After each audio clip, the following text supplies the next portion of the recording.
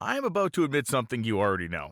I'm an Art Arfons fanboy. Look, the guy was the greatest. I think it's tough to argue against the fact that Arfons was the most prolific and accomplished pure hot rodder in history. Yes, I think Mickey Thompson outranks everyone, but that guy was like a one-man industry. In terms of a dude who literally did what he could with what he could actually afford out of his own pocket, Art Arfons is untouchable. I've told the whole Art and Walter Arfons story in a longer form podcast that you can find on this channel, so we're not here to do that today, but instead, we're going to look into the history of one of Art's most forgotten and yet interesting cars, Green Monster 14, or 15 depending on who you ask, otherwise known as the Anteater. This was Art's first Bonneville car and one that would ultimately launch a career that would take him to a 576-mile-an-hour speed record and hot rodding immortality. The road to the Anteater was first started in 1954 with the introduction of Green Monster 2. This was the first Allison V12 powered car that Art and his half-brother Walt would run.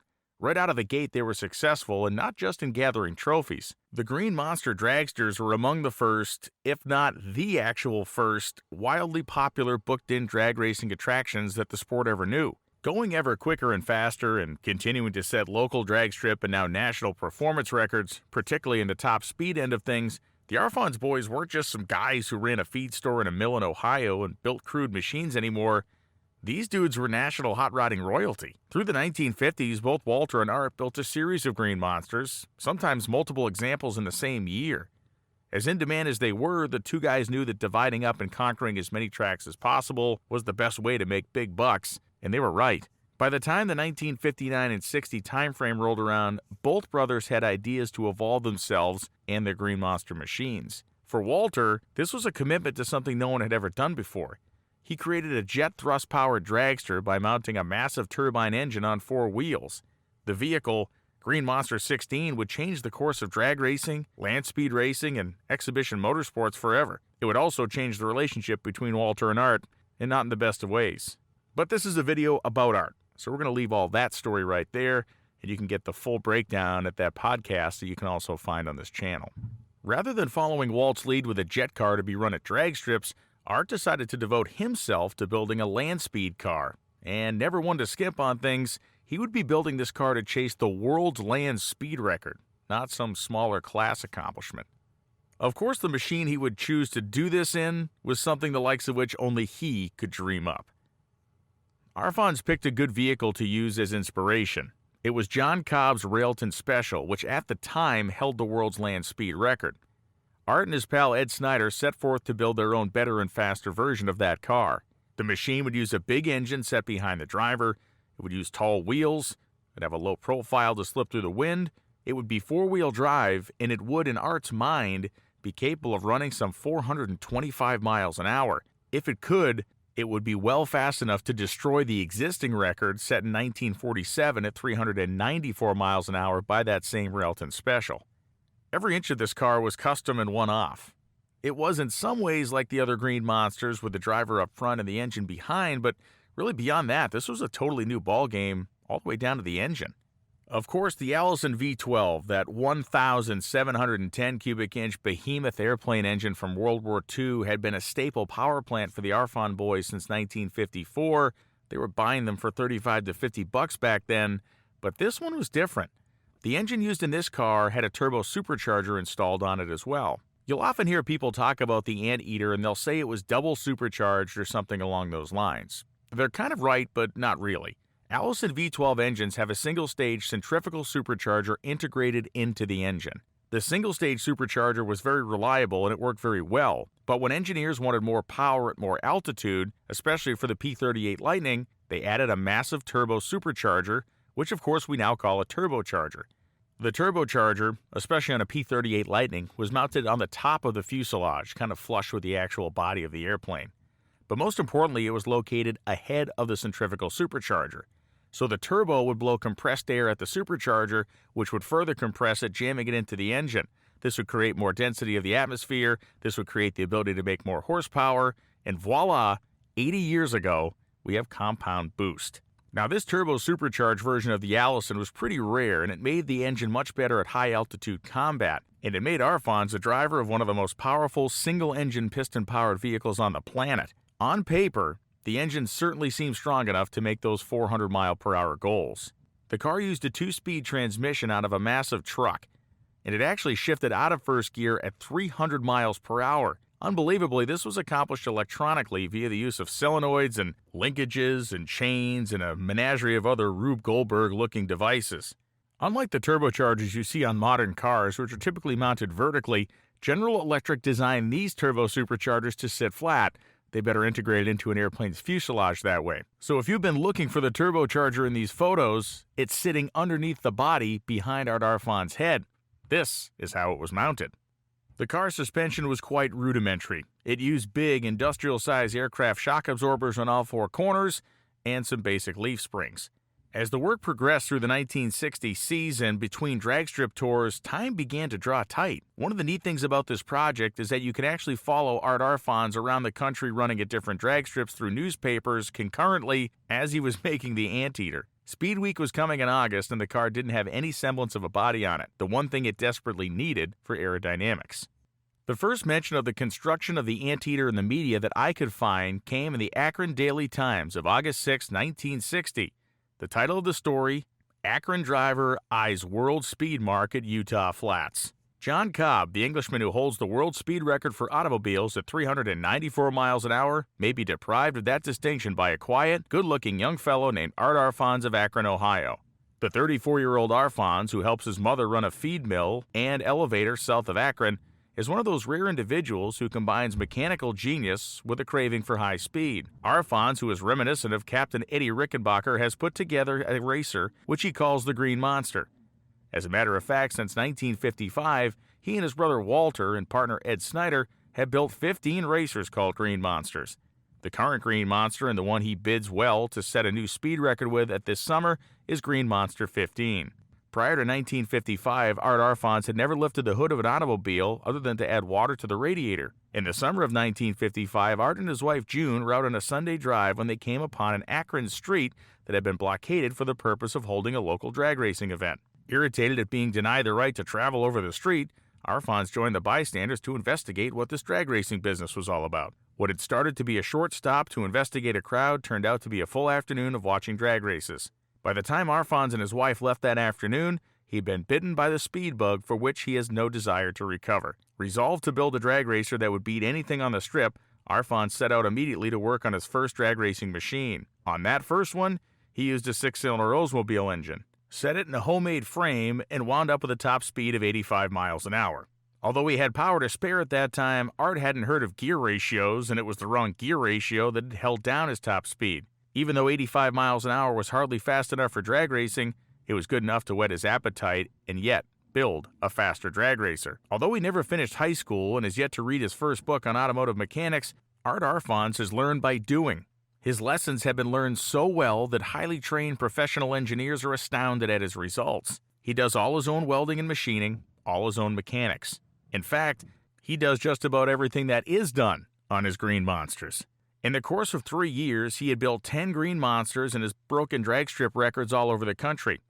In his Green Monster 11, he set a record for racers using gasoline as a fuel that has stood for 4 years, when he started from a standstill and reached 180.9 miles an hour in 9.7 seconds. His Green Monster 6, which was the first car to officially exceed 150 miles per hour on a drag strip, now sits in the Museum of Speed at Daytona Beach, Florida. With his Green Monster 2, Arfons used his first airplane engine, obtained from Army surplus, for $35. The entire cost of that racer came to $100. When Arfons had competed in his first drag race, the only paint he had around the garage was green, so he painted it green. An awkward vehicle lumbered onto the drag line for the first time, and the announcer over the public address system laughed and to the crowd said, "Here comes the Green Monster." The name stuck despite the fact that green is a color not allowed at the Indianapolis Speedway for superstitious reasons. Green has been the color of every Arfons racer since. The racer's frame is built on square tubing salvaged from Akron junkyards. The engine is a 1,710 cubic inch Allison airplane engine, developing some 2,900 horsepower. A turbo supercharger has been added to compensate for the loss of horsepower experienced racing in the high altitudes of the Bonneville salt flats. When the Timken Roller Bearing Company's R.L. Williams, chief engineer of the automotive division, heard of Art Arfons' incredible racers, he roughly estimated the loads and speeds imposed on the bearings but could not believe the standard production bearings had been used. Not only were they standard production bearings, but in most instances had thousands of tough miles on them previously to Art's use, since they were purchased as part of used axles from junkyards. Since Art wanted no bearing problems as he flashed across the Utah desert, similar to those experienced by one of his West Coast competitors, he felt it best for this world speed record attempt to use the engineering consulting services of the Timken Company. Engineers found that the pinion bearings would be loaded more than 3 times their rated capacity and would be operating at 10,000 revolutions a minute, a fantastic speed. The 8 wheel bearings were also being operated at 5,000 revolutions per minute with grease lubrication. Arfons' entry and challenger for the world speed record weighs in at 4,000 pounds and will cost him about $5,000 for labor, his and his partner's time, and for parts. Of Greek parentage, Arfons is a good-looking young fellow, standing 6 feet and weighing 185 pounds. He and his attractive wife are the parents of 2 boys, one 11 and one 4. And when in his quiet, almost self-effacing way he tells you that he is building his racer to reach 450 miles per hour, you'll feel confident that he, in fact, will. End quote. Now, it's at this point where a couple of really neat parts of the story happen. Now, by all indication, Arfons and Snyder, along with whoever else was contributing in the workshop on Pickle Road in Akron, Ohio, had the car in a mostly completed mechanical form by July of 1960. Arfons, in a seeming admission that he was actually human and not some sort of a superhero, needed help with the body, and he didn't want to mess around. So that being said, they loaded the car up and hauled west to Southern California to the shop of legendary Ludwig Luigi Lisowski. Known as one of the best builders and fabricators of Indy cars ever, as well as a guy who could craft and form metal like no one's business, he was placed in charge of making the body for the Anteater. There are 2 very fascinating parts to this. The first is that Lisowski had built the body for the Flying Caduceus of Dr. Nathan Ostich, which was a thrust-powered land speed car, the first of its kind the Salt had ever seen, and also a machine shooting for the same record as the Anteater. The second is that this was a pretty spendy option for the normally thrifty Arfons. Not only was he hiring someone to do this work, he was hiring somebody who was world-renowned and surely did not work for bottom dollar. Through my research, the discovery that Lisowski built the body answered many other questions for me, specifically about the build photos you're looking at in this video. I really didn't think a magazine would send a photographer to Akron, Ohio to cover the build of this car.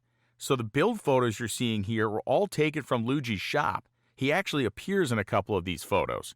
So understand that nobody went to Ohio to shoot this car. When the magazines first found it, it was sitting right at their doorstep in Southern California. One might imagine that hand-forming an aluminum body that will tightly fit over a massive car is not the quickest process. In fact, it's really slow going, and this presented an immediate problem.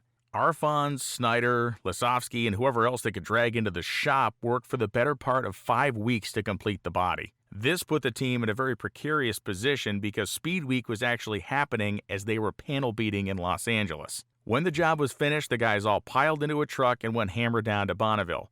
Believe it or not, the crew arrived on Friday night. This was too late to make any runs on that day, and Bonneville Speed Week 1960 only had a single day left, and that was Saturday, normally a day reserved for people to make their final record attempts before they packed up and went home. So with only a single day left in Speed Week, one might expect that this was some sort of a crazy kind of pressure cooker environment, but it really wasn't. Over the course of the one day they had at Speed Week 1960, granted a single day where the majority of images you see of this car on the Salt were taken, they managed 3 rips down the Salt. All were low-speed shakedown runs, and the fastest was 200 miles an hour. It may have been a bit annoying to arrive late to the party, but they did have a car that could make 200 miles an hour. Now, that wasn't nearly the record or their goal, but for the man who had never seen Salt, Art Arfons, 0 to 200 in one day is pretty good. We now go to the Salt Lake Tribune of August 28, 1960. Headline, New Racer Eyes Record on Flats. Challenges Mickey. By Marion Dunn.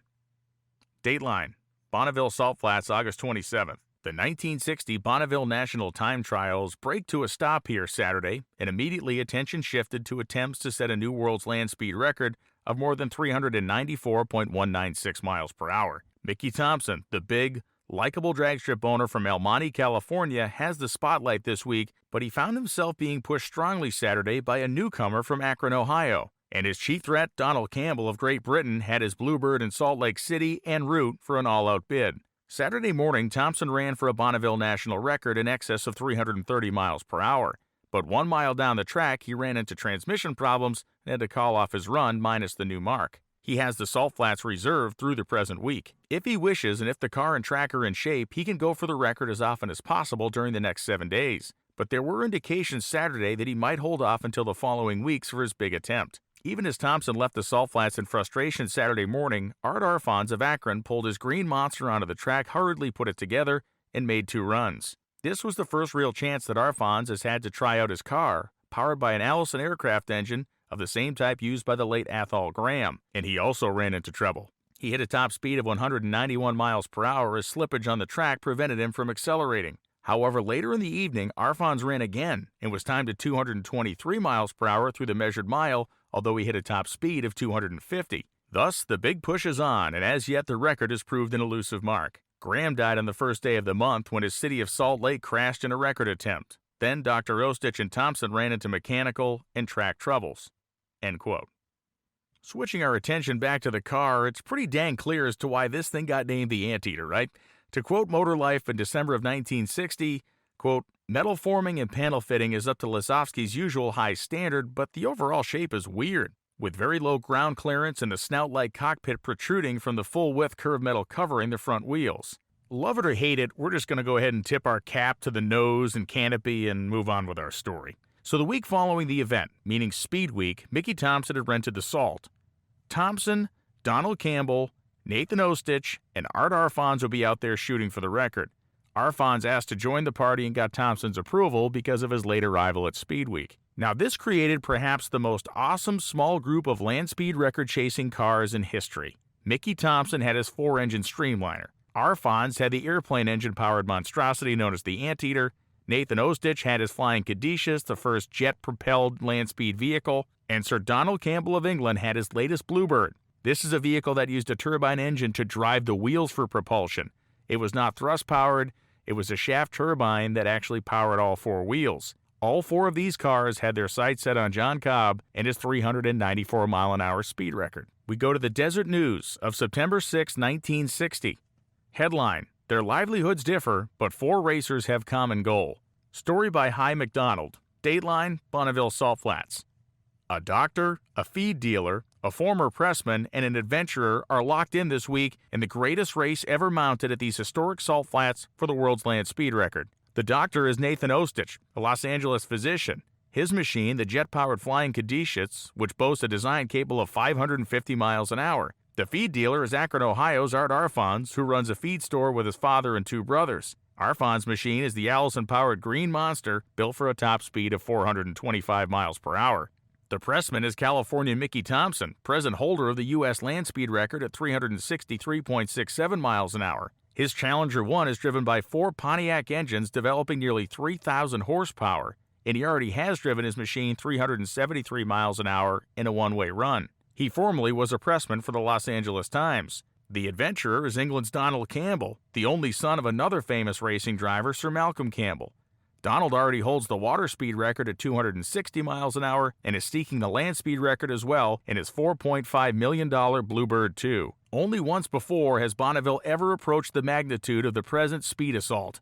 This was in 1938 when 2 British racing drivers, Captain George T. Eyston and John Cobb, were matching skills for the famed record. All of the cars are expected to be running the rest of this week. Campbell's Bluebird is the latest to join the throng, moving on to the Salt Monday for 2 low-speed passes over the gleaming 12-mile speedway. Campbell's top speed was estimated at 150 miles an hour. Ultimately, he expects to reach nearly 500 miles per hour. That's the design capability of his finely engineered racer. 2 other racers were active on Monday.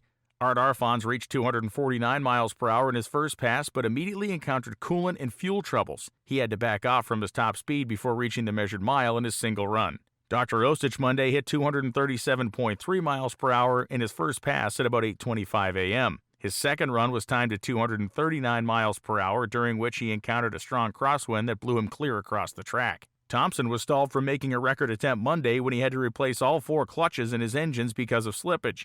He is also adding 500 pounds of weight in the form of brass bars hooked to the chassis to compensate for a light front end. The track is open to all 4 competitors for the rest of the week. Next week, however, it will revert to the priority of Campbell, and he is expected to delay his record runs until he has exclusive rights. However, he plans to build up speed throughout the rest of the week with trial runs to get the feel of the car. One of the most spectacular events Monday was the motorcycle run of Billy Marlin of Burbank, California. He crashed at between 160 and 180 miles per hour near the measured mile. "Are you hurt?" reporters asked a shaken Martin as they rushed up after the crash. "No," an almost tearful Martin answered, "but look at my scat cat." Tuesday morning seemed to be a repetition of Monday's mechanical breakdowns. Thompson, trying for a record run, ran into extreme handling difficulties as he started to dash shortly before the 9 a.m. hour.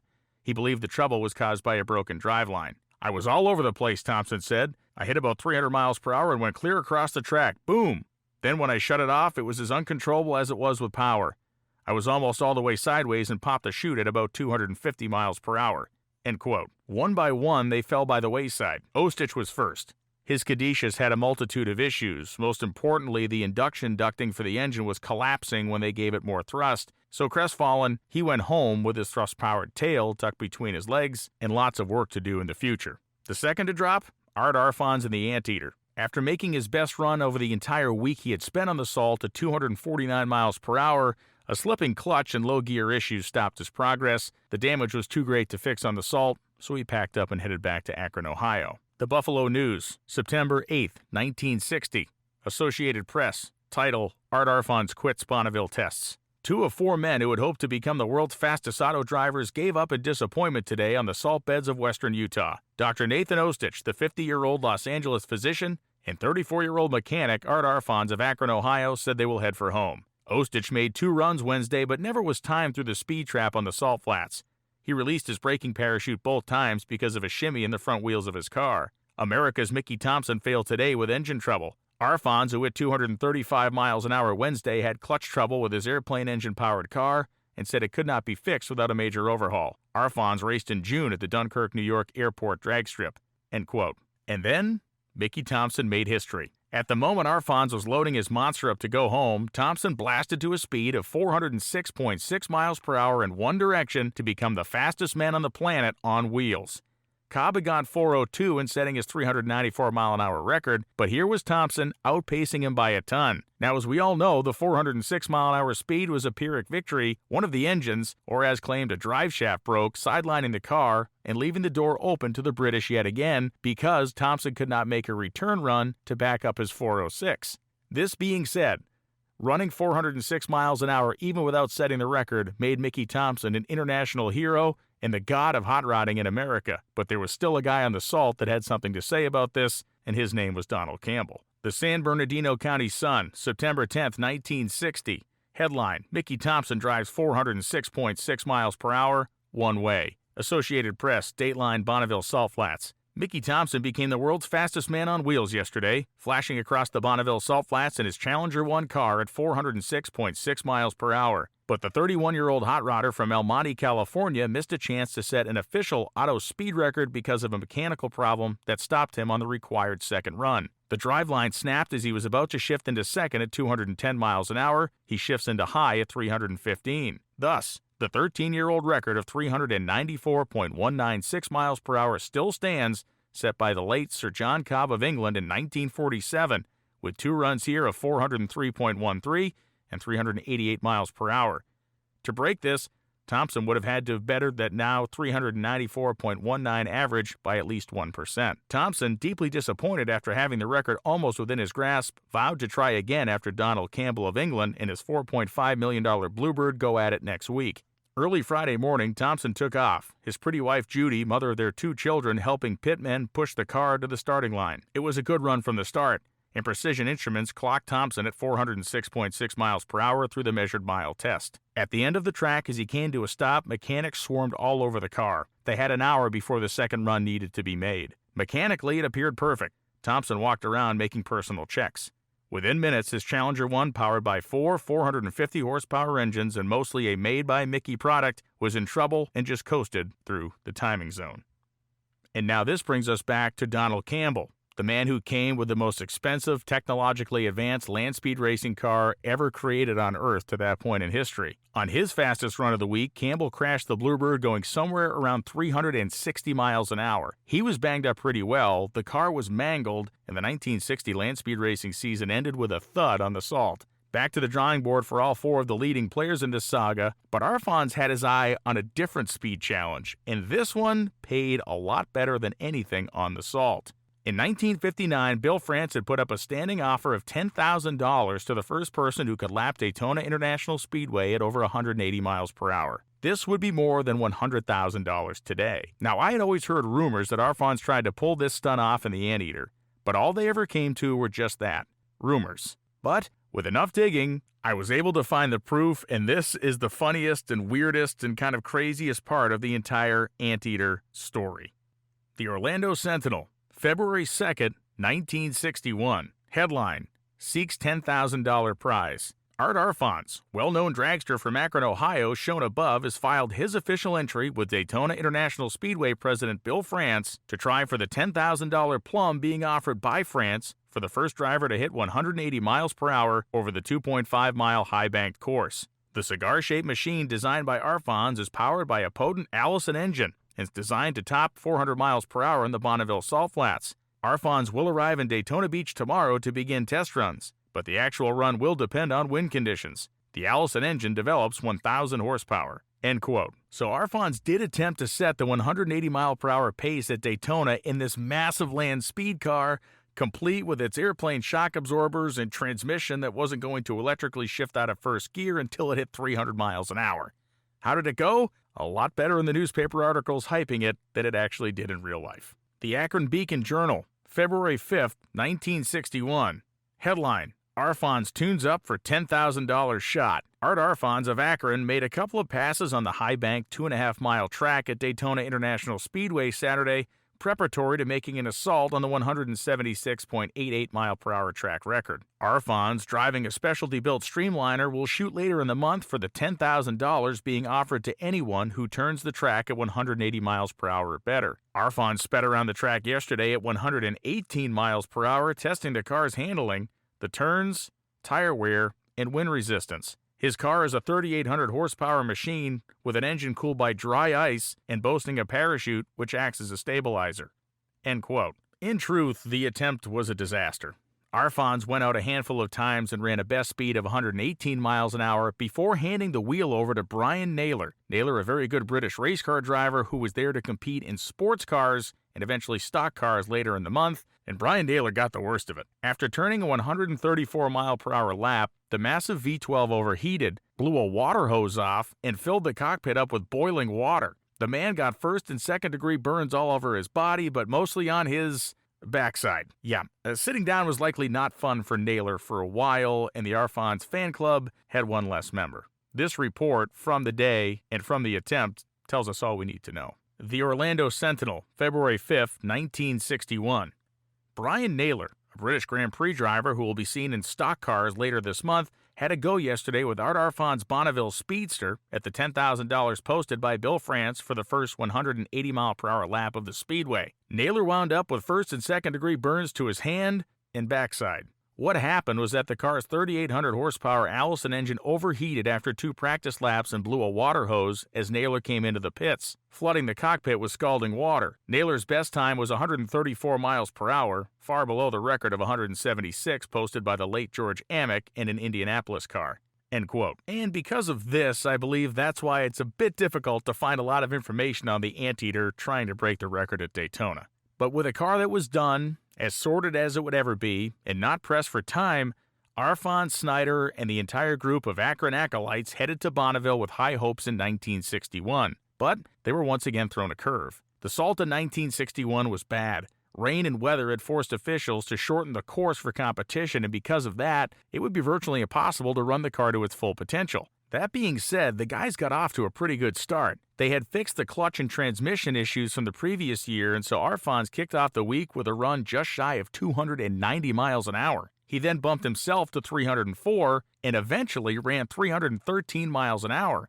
Now, wildly, Arfons claims the car never went fast enough to actually shift into high gear. That 313-mile-an-hour speed was good enough to claim top speed honors of the week at Speed Week, though, and while the car was unable to reach the speeds that Arfons wanted over 400 miles per hour, being the fastest car in the Salt that year was certainly something to brag on, and this car and its experience set the hook for what would become one of the greatest runs in land speed racing history. But let's look back at the reporting from 1961 to understand what the world thought of Arfons' accomplishments. The Tampa Tribune, August 24, 1961.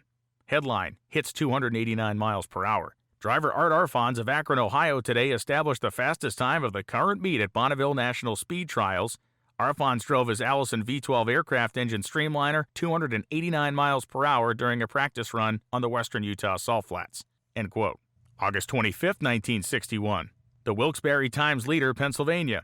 Headline, Art Arfons pilots racer at 304 miles per hour. Art Arfons, the Akron, Ohio speed jockey, nudged his 12-cylinder aircraft engine a little more yesterday and got 304 miles an hour from his streamline racing car. The time is the fastest of the week at the annual Bonneville National Speed Trials. It's not a record, though. Under the rules, any record run is the average of 2 runs in opposite directions through a time mile. Arfons made his on a one-way run. End quote. The Shreveport Journal, August 26, 1961. Headlines, Art Arfons is the fastest. Bonneville Trials will end Saturday. The 1961 Bonneville National Speed Trials come to a close this afternoon with car and cycle drivers getting their last shots at the record book. Art Arfons of Akron, Ohio will try to improve on the meet's top time. A 313.78-mile-an-hour run turned in by Arfons yesterday as he streaked across the Salt in his four-wheeled aircraft engine streamliner.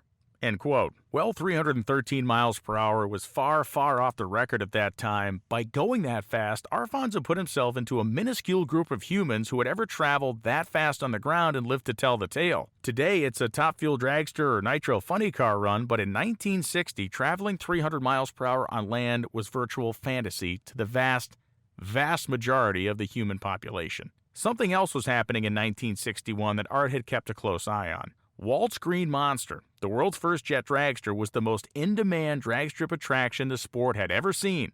And not only that, the thing was fast, having run more than 240 miles per hour already in the quarter mile. The future of the land speed business was not going to be pistons for Arfons, but rather thrust. So what happened to the Anteater? Well, we have to fast forward to 1968 for an answer to that question. Yes, years after the incredible war on the Salt between Arfons and Craig Breedlove, 2 years after surviving a 600-mile-per-hour wreck in November of 1966, Art Arfons said in a newspaper article that he still had the disassembled car, and he was going to put it back together and chase the wheel-driven record, which was 409 miles per hour as set by the Summers brothers, as well as coming back for the all-out record with another thrust-powered Green Monster. The Ogden Standard-Examiner, November 3, 1968. Headline, Art Arfons plans to return to Salt Flats next year. Dateline, United Press International, Columbus, Ohio. Having completed this coast-to-coast drag racing schedule, Art Arfons of Akron is spending much of his time at home these days. But his thoughts are more than 2,000 miles away to the desolate Bonneville Salt Flats in western Utah, where 2 men are seeking to break the world's land speed record for wheel-driven cars. Quote, if Mickey Thompson or Craig Breedlove don't push the record up till high, I'll be back at the flats next year with the Anteater, the 42-year-old speed king told United Press International this week. The Anteater was Art's first of 3 land speed contenders. Although the Allison-powered car had a top speed of 313 miles per hour, it never realized the record. I kept having clutch problems, Arfons recalled of his trip to the flats in 1961. I never did get a chance to get the car into high gear. Arfons is convinced the homemade creation can carry him across the glistening salt at speeds approaching 450 miles per hour. The record for wheel-driven cars is 409 miles an hour, set by Bobby Summers in his Goldenrod. Dismantled these many years, the Anteater will be restored to life for the wheel-driven assault. The 3-time world record holder actually plans a double-barrel barrage on the record books. He'll also take dead aim on the unlimited mark of 600.601 miles an hour, set by Breedlove in November of 1965. Arfons and Breedlove waged a torrid jet duel from 1964 through 1966, boosting the speed record from 413 to 600 miles per hour. Arfons powered his Green Monster to marks of 434, 536, and 576 miles an hour, while Breedlove in his Spirit of America 1 and 2 held the title for two-way bursts of 468, 513, 555, and 600. Art was trying to regain the title when he miraculously escaped death during a 600-mile-an-hour crash at the flats. suffering only abrasions and salt burns on November 17, 1966. While the 17,500 horsepower car was damaged beyond repair, another green monster had taken her place, smaller, lighter, and capable of reaching supersonic speed. Under construction for a year, the 5,200-pound monster is nearing completion. All that remains is installing the parachute release mechanism and painting the body panels. It's beautiful, raves Arfons. There's less frontal area. It's just a cleaner car. It has a lower silhouette, 11 inches lower than before. Less frontal area means less wind resistance and less drag, an important factor at this rate of speed. A test firing is imminent. That means Arfon will securely chain the monster down at his workshop at Pickle Road and ignite the whining, shrieking J79 power plant. I'm shooting for 650 miles an hour, even though I built this car to stay together at 750, he said. 2 wings, or airfoils, adorn the latest in the long line of green monsters dating back to 1954, when Arfons competed in his first drag race at the Akron Rubber Bowl. The front wing, so successful in the last monster, keeps the front end from becoming airborne. The back wing, located on the right rear of the car, is designed to carry the torque load on the right side, Arfons said. Arfons spent a year building his latest land speed contender. Due to his return to the drag strip for the first time since 1963, Arfons was unable to devote full time to the car during the spring, summer, and early fall. His top recorded speed was 247 miles per hour for the quarter mile in Oklahoma. Arfons drove Cyclops, his first jet and second land speed car. Arfons set a record of 257 miles per hour from a standing start in 1965 when a special track was set up on the salt flats for the Green Monster. He intends to better that record later this year at the Firestone Tire and Rubber Test Track at Fort Stockton, Texas. I think I can reach 300 miles per hour in the quarter in this monster, he said with a smile on his face and a twinkle in his eye. Art kept up his drag strip schedule with his fleet of jets and of course would go into tractor pulling to become a dominant force and a huge fan favorite. But the Anteater, as best I can ever tell, never saw the light of day again. The car occupies an interesting place for me in both land speed racing history and that of the legacy of Art Arfons. It was the first and last piston land speed car he employed, which is kind of neat. But neater still is the part that a tiny group of 4 different, oddball, vastly spread budget machines all took their best shot at the world's land speed record at the same time on that fateful week in 1960. Lastly, I love the Anteater because it leaves us with one of those tantalizing gearhead unanswered questions. What if the salt was better? What if the clutch didn't have issues? What if he had been able to go hammer down for miles on end? Would the car have gone 400? Could it have taken the record at that time? Like I said from the start, I'm an Art Arfons fanboy, so I kind of think so. How about you? A wild 300-plus mile per hour beast from one of the 20th century's most fabulously fascinating mechanical minds. What could possibly be cooler than that? Thanks for watching. Like and subscribe for more historical racing and automotive content.